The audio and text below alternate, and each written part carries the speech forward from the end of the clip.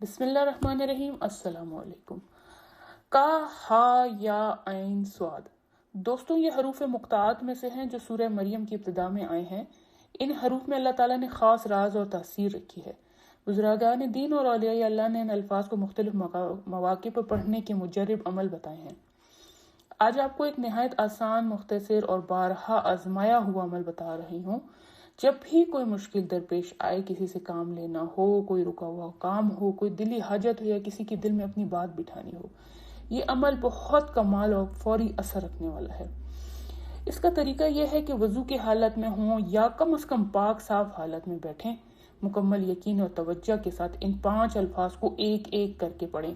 کا، ہا، یا، عین، صاد۔ ہر لفظ کو پڑھتے ہوئے اپنے ہاتھ کی ایک ایک انگلی بند کرتے جائیں، اور جب آخری لفظ صاد پہ پہنچیں اور 5 انگلیاں بند ہو جائیں تو اپنی مٹھی کو مضبوطی سے بند رکھیں۔ اب جس مقصد کے لیے جا رہے ہیں، جس بندے سے کام ہے یا جس جگہ پہ جانا ہے، وہاں جا کر اس کے سامنے اس جگہ اپنی مٹھی کھول دیں۔ انشاءاللہ اللہ کے حکم سے آپ کا کام بن جائے گا، بات بن جائے گی، اور جو رکاوٹ ہوگی وہ دور ہو جائے گی۔ یہ عمل سینکڑوں مرتبہ آزمایا جا چکا ہے، کئی بزرگان دین اس کے مجرب ہونے کی گواہی دے چکے ہیں۔ اس میں نہ کوئی لمبی دعا ہے، نہ کوئی زیادہ وقت لگتا ہے، بس 5 کلمات اور ایک سادہ سا عمل، اور اللہ کی مدد شامل حال۔ اہم بات یہ ہے کہ یہ عمل کرتے وقت مکمل یقین، اعتماد اور اللہ پہ بھروسے کے ساتھ کریں، اور اس کے بعد دل میں یہ ارادہ رکھیں کہ جو بھی ہوگا اللہ کی رضا اور بہتری میں ہوگا۔